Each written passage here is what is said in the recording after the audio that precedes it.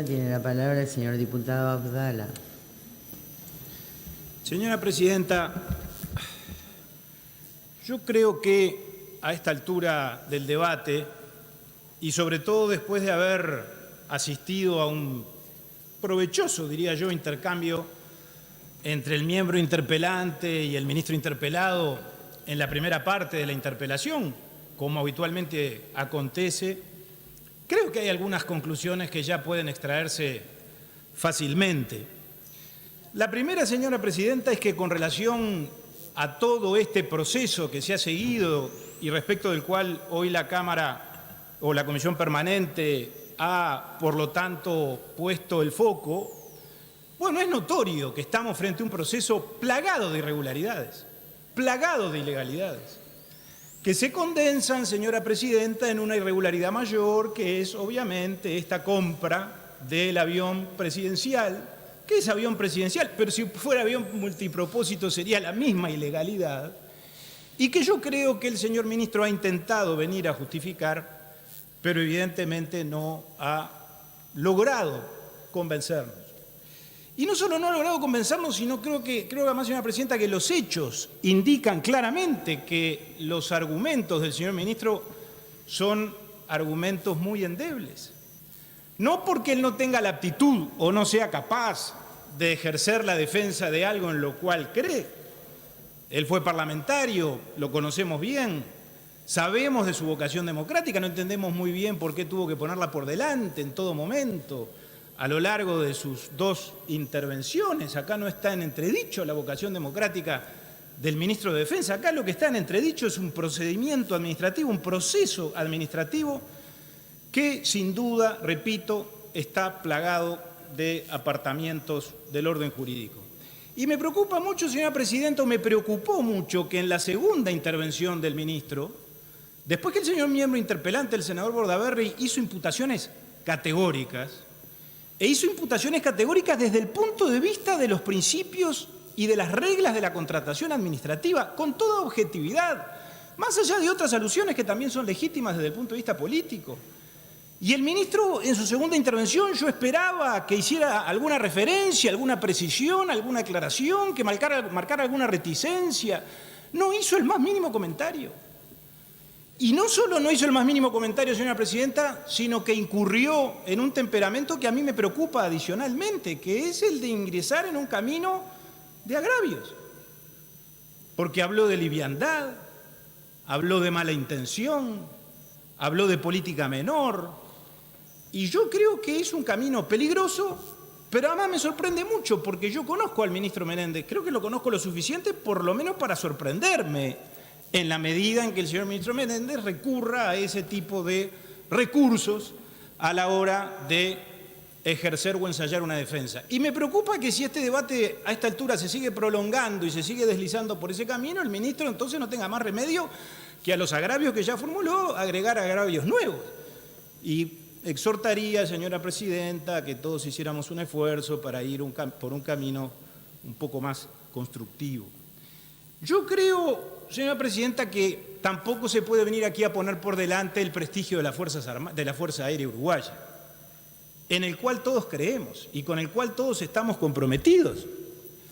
Pero no se puede venir a utilizar como escudo el prestigio de la Fuerza Aérea del Uruguay como si quienes estamos cuestionando un procedimiento administrativo claramente irregular y que ha generado polémica desde el punto de vista jurídico y que ha motivado pronunciamiento del Tribunal de Cuentas, bueno, no somos nosotros los que estamos mancillando ese prestigio ni lo estamos horadando. Yo diría que más bien la oposición y el Parlamento en su función institucional, cuando promueve este llamado a sala y esta interpelación y por lo tanto genera este debate, lo que está tratando es de salvaguardar el prestigio de la Fuerza Aérea Uruguaya.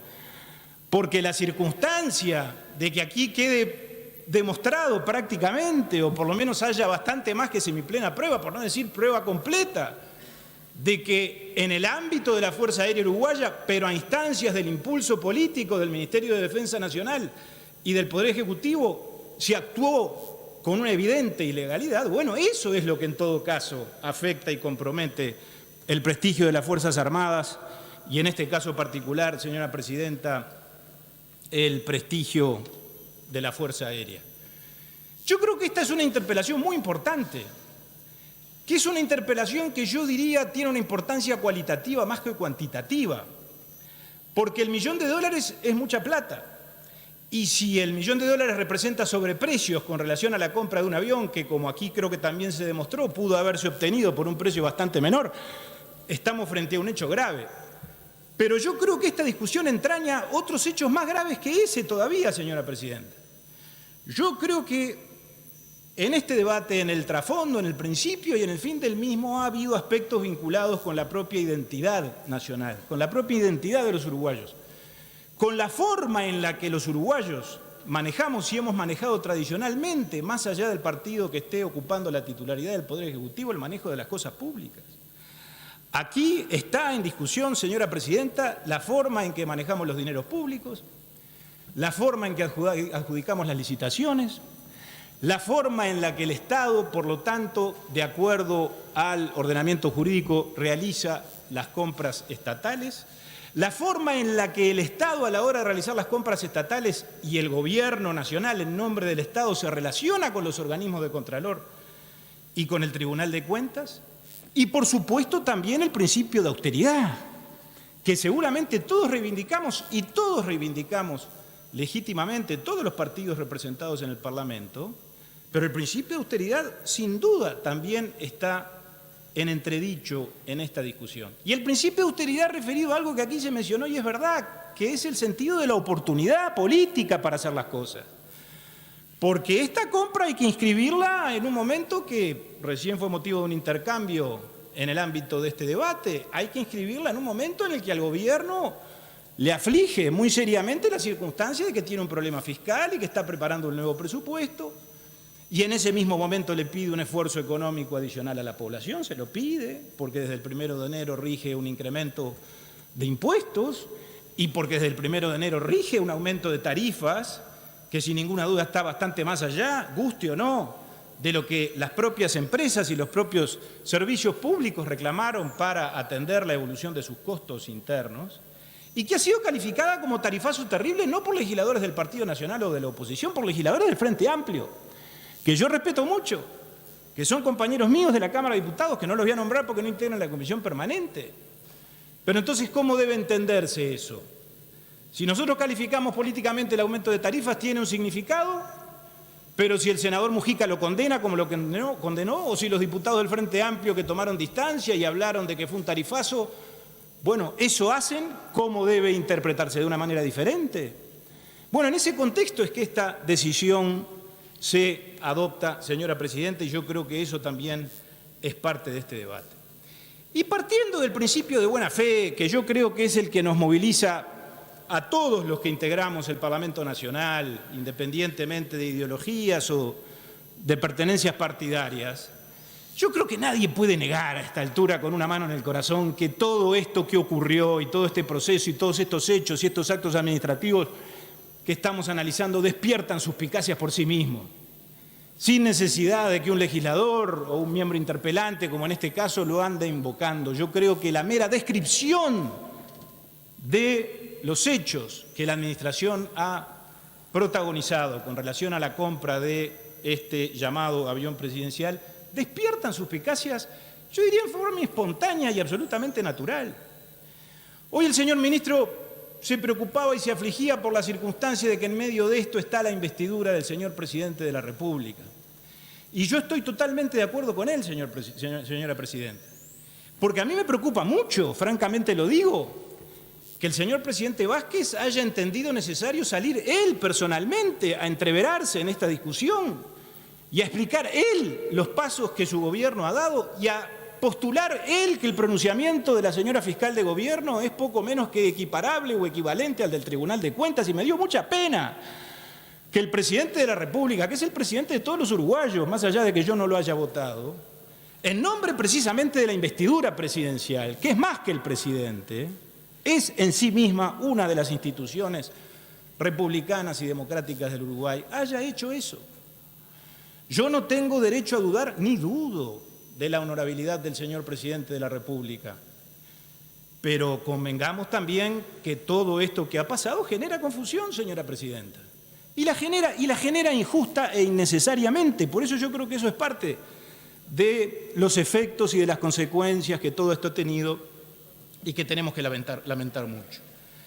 Yo recién hice referencia a un aspecto que me parece que es medular en todo esto y que hace a la institucionalidad, que es esa ficción a la que ha recurrido el gobierno, que no lo hace por primera vez, de utilizar a los fiscales de gobierno para lograr determinado efecto administrativo o para intentar fortalecer su posición en determinado debate con relación a determinado aspecto. Eso genera confusión, sin ninguna duda, porque los fiscales de gobierno, más allá de su nombre ampuloso, como aquí se decía, son asesores del Poder Ejecutivo. Y son asesores del Poder Ejecutivo que no están para esto, para lo cual el Poder Ejecutivo los ha convocado. Vamos a decirlo con meridiana claridad. Los fiscales de gobierno normalmente intervienen con anterioridad al dictado de los actos administrativos. Normalmente intervienen cuando hay diferencias desde el punto de vista jurídico hacia la interna del Poder Ejecutivo. Por ejemplo, si en este caso hubiera habido una discrepancia entre la asesoría legal del Ministerio de Defensa y la de la Presidencia de la República, en ese caso hubiera sido correcto que el Poder Ejecutivo hubiera convocado al fiscal de gobierno de turno y le hubiera pedido un pronunciamiento para dirimir una posición. Pero convocar a la fiscal de gobierno para que simplemente contraponga una posición con el Tribunal de Cuentas y además lo descalifique es muy grave desde el punto de vista institucional. Y me preocupa, señora presidenta, que los gobiernos del Frente Amplio en esto han demostrado un temperamento de reiteración de esta práctica, que es una práctica muy peligrosa. En el periodo pasado, casualmente el doctor Toma, cuando él era fiscal de gobierno, ahora nos venimos a enterar que en todo caso ha apadrinado a la señora fiscal, que en este caso que estamos discutiendo ha intervenido, pero cuando él fue fiscal de gobierno tuvo una intervención determinante en un tema enormemente polémico que dividió al propio gobierno del presidente Mujica, que fue la condonación de los 100 millones de dólares que el Estado uruguayo determinó en favor del empresario Francisco Casal, que como se recuerda, seguramente todos lo recordaremos con mucha claridad, en aquel momento la Dirección General Impositiva y el Ministerio de Economía y Finanzas tenía la pretensión de cobrar ese crédito tributario y, sin embargo, a nivel de la Presidencia de la República había otra opinión y la intervención del doctor Toma fue providencial y determinó entonces que se produjera un cambio de temperamento y que el gobierno renunciara nada más ni nada menos que a un crédito de 100 millones de dólares. Pero volviendo a este asunto, señora presidenta, yo no estoy en condiciones, y creo que tenemos que ser muy cuidadosos a la hora de hacer señalamientos, precisamente de señalar con el dedo ni al señor ministro, ni al señor comandante en jefe, ni a ninguno de los funcionarios que aquí están y de los que no están tampoco. Pero, francamente, señora presidenta, es muy difícil no concluir que todo esto que se ha hecho se hizo evidentemente con nombre y apellido, porque objetivamente esto es así. Habrá sido o no la intención, y yo creo que en todo caso habrá que hacer un esfuerzo para demostrar que no hubo ese móvil o esa intención. Pero que ese fue el resultado, yo creo que es absolutamente inexorable. Yo creo que todo esto que hemos analizado y todo este proceso, desde su primera manifestación hasta la última, desde la intención inicial de ir por el lado de la contratación directa, invocando una causal de excepción que era prácticamente imposible de demostrar, hasta la última observación del Tribunal de Cuentas y aún hasta el acto de levantamiento de las observaciones por parte del Tribunal de Cuentas, lo que demuestra en su análisis sistémico es que estamos a algo que se parece a un acomodo. Repito que yo no sé si esa fue la intención y no lo afirmo, pero que esto se parece a un acomodo, se parece a un acomodo. Porque evidentemente se saltearon las normas del TOCAF y las normas de la contratación administrativa. Porque si no, ¿cómo se entiende esa persistencia de comprar directamente un avión cuando está claro, como dije recién, que la causal de excepción era indemostrable? ¿Cómo se entiende que después de eso, cuando el tribunal observa, se elaboren bases para una licitación que notoriamente conducían, como efectivamente condujeron, a un solo oferente, que es un oferente que el gobierno no solo conoce, sino que obviamente hacia él estaban dirigidos todos los esfuerzos? Lo del certificado de aeronavegabilidad yo creo que es absolutamente incontrastable. no solo por el establecimiento de ese certificado de la dinasia, que obviamente es una condición que cumplía uno solo, sino por el hecho de haber ponderado ese factor de la licitación con un 20% y por lo tanto de la armonización o de la combinación de ese factor con el factor del precio que se ponderaba en un 30%, era determinante este aspecto o esta condición que solo cumplía y que solo cumple el que ganó la licitación. Esto es así, señora Presidenta. Yo no voy a leer de nuevo el artículo 49 del TOCAF, lo hizo el señor miembro interpelante y yo creo que quedó claro, pero es evidente que cuando hay especificaciones o cláusulas que conducen a un solo oferente hay que anular la licitación. Lo dice la ley y lo ha hecho siempre el Tribunal de Cuentas, está en su jurisprudencia. En cualquier proceso competitivo donde las bases conducen a la circunstancia de que las condiciones solo pueden ser cumplidas o satisfechas por un oferente, pues entonces hay que modificar las bases. Y el gobierno nacional hizo caso omiso a esa realidad. Y yo he hecho alguna indagación. A mí me ha llamado mucho la atención, como a todos, que se haya exigido como un requisito de admisibilidad, o mejor dicho, como un factor de ponderación determinante, digamos así, que solo uno podía cumplir esto del certificado de la dinasia.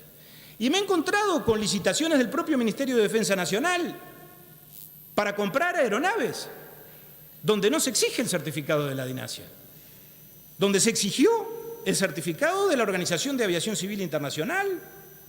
Entonces, ¿cómo se explica ese cambio de criterio? ¿Por qué en la licitación 2 del 2012 que el Ministerio de Defensa llevó adelante para la compra de una aeronave, en este caso para la Armada, esta condición no se puso y se puso la otra? Yo creo que esa contradicción es una más que sin ninguna duda indica, señor presidente, que en este caso se actuó con un evidente determinismo, que la adjudicación fue política, que desde el inicio se sabía a dónde se quería llegar y hacia ese lugar se marchó. Y no nos puede decir el ministro, porque yo creo que eso, y se lo digo con respeto, es tratarnos como tontos a los señores legisladores que hemos participado de este debate, que los eventuales oferentes que pudieran llegar a presentarse podían impugnar los pliegos, porque yo creo que eso no se lo cree nadie. En todo caso, el Uruguay es el único mercado o el único país que compra aviones. No, cualquier proveedor o vendedor de una aeronave de estas características no se va a complicar la vida. Se presenta como se presentaron, hacen las consultas, no son oferentes imaginarios, como dijo la señora fiscal de gobierno, son oferentes interesados en presentarse, pero cuando les dicen que evidentemente las condiciones son tales que ellos no están en condiciones de cumplirlas porque en 60 días no pueden obtener el certificado, se desentienden de la licitación. No van a impugnar las bases, van a presentar recursos administrativos, van a iniciar un proceso que puede llevar años, que obviamente la misma administración que quiere llegar a este resultado va a confirmar el acto administrativo, después tendrán que hacer un juicio en el Tribunal de lo Contencioso. ¿En qué cabeza cabe? Entonces yo creo que el ministro también en ese sentido debería otorgarnos un poquito más de respeto a los señores legisladores y no utilizar argumentos bizantinos, porque evidentemente lo de la impugnación de las bases es nada más que una excusa y lo que demuestra eso es que estamos frente a un asunto que no tiene explicación. Y el Tribunal de Cuentas observó. ¿Cómo no iba a observar? Porque sin duda aquí hay una afectación, como se dijo, del principio de igualdad de los oferentes, hay una afectación del principio de la libre concurrencia. Yo creo que en la propia dinámica del debate o en el propio proceso de análisis de estas cosas, nos vamos alejando todos de la realidad y parece que nos olvidamos de algo que es central. En la contratación administrativa, la regla prácticamente inalterable, salvo excepciones debidamente demostradas, es el proceso competitivo, es la licitación, es la libre concurrencia, es fomentar que comparezca el mayor número de oferentes para que la administración obviamente obtenga el mayor provecho y el mejor resultado. Es eso. Y aquí, señor presidente, notoriamente se ha hecho exactamente lo contrario. Y yo quiero agregar algo más a todo esto, porque la administración que estas cosas hace, cuando se encargó de reiterar el gasto en la última oportunidad y después eso dio lugar al levantamiento de las observaciones por parte del Tribunal de Cuentas en contra de la opinión de los servicios jurídicos del Tribunal de Cuentas, también digámoslo, es absolutamente respetable y tan válida esta última decisión del Tribunal como las anteriores, pero que en todos los casos Los asesores jurídicos y la División Jurídica del Tribunal de Cuentas recomendó observar la licitación y observar las bases, todos lo sabemos. Y sin embargo, señor presidente, cuando el Poder Ejecutivo reiteró el gasto, ahí sí que hubo liviandad en la resolución. Yo leí la resolución, la tengo por acá. Los fundamentos no fueron fundamentos. Se dice simplemente que al tribunal no le asiste razón, que no hay apartamiento de las normas, que lo del certificado de la dinasia no afecta a la igualdad. Ahora, ¿cómo se explica eso? ¿Cómo fundamenta el Poder Ejecutivo esas afirmaciones para precisamente fundamentar que se levanten las observaciones? Las observaciones, yo diría que desde el punto de vista conceptual, siempre quedaron, y de manera inalterable, absolutamente firmes, señor presidente. Y por lo tanto, dicho todo esto, yo quiero derivar en un asunto que me parece de enorme gravedad y tal vez de una gravedad equivalente a la de haber amañado, que a mi juicio se amañó, o por lo menos esa es la apariencia, un proceso licitatorio como este que estamos discutiendo. Porque este aspecto concomitante de la intervención de la fiscal de gobierno es de una gravedad institucional de la cual seguramente o tal vez muchos señores legisladores no hayan caído en la cuenta todavía. El señor mismo interpelante hizo referencia al tema y yo creo que lo hizo también con mucha contundencia.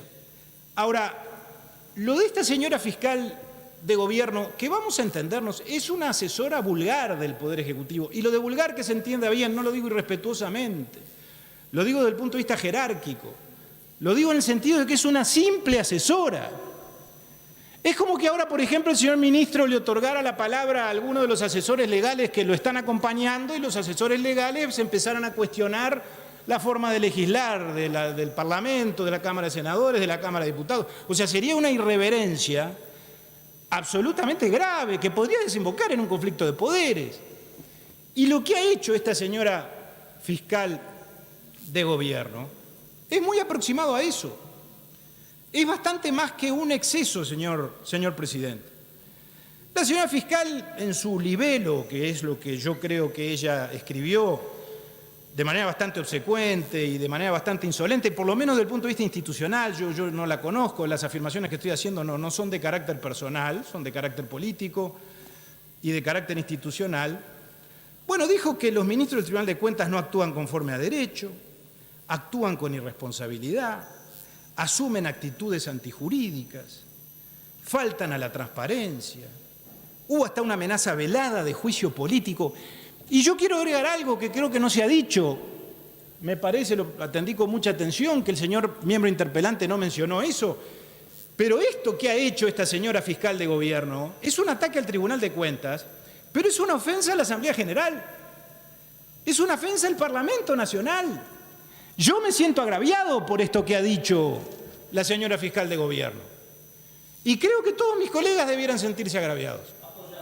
Porque si en tal caso los ministros del Tribunal de Cuentas actúan con esta venalidad, incumplen sus obligaciones constitucionales, faltan a la transparencia, actúan de manera deshonesta y son irresponsables, pues entonces ahí hay responsabilidad nuestra. Porque la Asamblea General es la que designa a los miembros del Tribunal de Cuentas y es la que los destituye cuando incurren en ineptitud, omisión o delito, señor presidente. Entonces, lo que esta señora funcionaria ha hecho es atacar y agraviar al Tribunal de Cuentas, pero es atacar y agraviar al Parlamento Nacional y, por lo tanto, a la institucionalidad democrática del país. Y de esto debería responsabilizarse el señor ministro de Defensa Nacional como representante del Poder Ejecutivo. Porque esto es una responsabilidad del Poder Ejecutivo, es una funcionaria del Poder Ejecutivo. El Poder Ejecutivo debiera llamar la responsabilidad, no porque esté de acuerdo con la adjudicación de la licitación, yo eso lo hago a un costado, ese es otro tema, por los agravios en los que incurrió a otros poderes del Estado. Entonces a mí no me sirve que el señor ministro de Defensa venga y diga, como ha dicho hoy reiteradamente, al Tribunal de Cuentas le debemos atención, el Ministerio respeta al Tribunal de Cuentas como tal, hay un solo tribunal, no hay más de uno según como vote. En eso estamos todos de acuerdo, pero eso hay que demostrarlo con hechos después.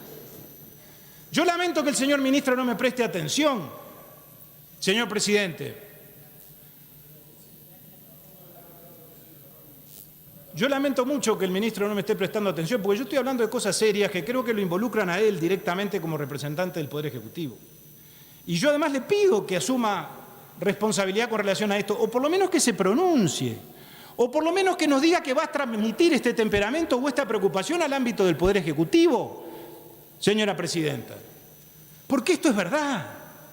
No se puede tolerar un agravio de esta magnitud. ¿Qué quiere decir esto? Que la señora fiscal de gobierno nos trató de incapaces a los legisladores. Nosotros no nos dimos cuenta que había que hacerle un juicio político a los ministros del Tribunal de Cuentas. No nos dimos cuenta que estaban actuando con irresponsabilidad. Tuvo que venir una subordinada del señor ministro y del señor presidente de la República, llamada fiscal de gobierno, a recordarnos o advertirnos de que todo esto estaba pasando mientras los 130 legisladores dormíamos plácidamente. Es muy grave, señor presidente. Es muy grave. Y yo no estoy exagerando porque estoy en la compañía del propio Tribunal de Cuentas. Aquí se dijo, lo dijo el señor Mier, mi interpelante, y es verdad, que el Tribunal de Cuentas por unanimidad le hizo llegar esa nota que hizo llegar esta misma semana al señor vicepresidente de la República. Y acá votaron todos. Votaron los promovidos por el Frente Amplio, por el Partido Nacional y por el Partido Colorado. Y yo me alegro y lo celebro. Y en esa nota se dijo, yo no tengo la nota textual, pero tengo sí lo que recogen los medios de prensa, que siempre se enteran antes que los propios señores legisladores, y este es un mérito y una virtud que ellos tienen, y un defecto que tenemos nosotros. Pero en esa nota dice esto, y lo dicen los 7 ministros del Tribunal de Cuentas: para el organismo de Contralor, las afirmaciones realizadas por el fiscal de gobierno constituyeron una invasión injustificada. Las desafortunadas expresiones estampadas en el dictamen de la Fiscalía de Gobierno son rechazadas de plano. La tarea del organismo tiene que reivindicarse a sí mismo, radica en la defensa irrestricta del orden jurídico, dispone de un plantel de funcionarios especialmente calificados. Yo creo que es verdaderamente indignante que un organismo de la jerarquía institucional del Tribunal de Cuentas, que digámoslo claramente, señora Presidenta, yo le pido al ministro que reflexione sobre esto, es de la misma jerarquía institucional de la que él representa como integrante del Poder Ejecutivo. Es de la misma jerarquía institucional que representamos los legisladores, porque es un poder que no se llama poder, pero esto afecta al principio de separación de poderes y el ministro no puede conectar esta situación, no la puede conectar el Poder Ejecutivo que él integra. Y sin embargo el ministro soslayó este aspecto. Y no solo lo soslayó, sino que además lo que entendió como buena salida es reivindicar la función del Tribunal de Cuentas, pero no se la reivindica viniendo al Parlamento y diciendo que van a cumplir los fallos del Tribunal. No, hay que defender su prestigio cuando un funcionario subordinado del Poder Ejecutivo comete estos exabruptos y estos ataques institucionales que el propio Tribunal de Cuentas ha definido como tal. Por ahora nada más, señora Presidenta. Muchas gracias.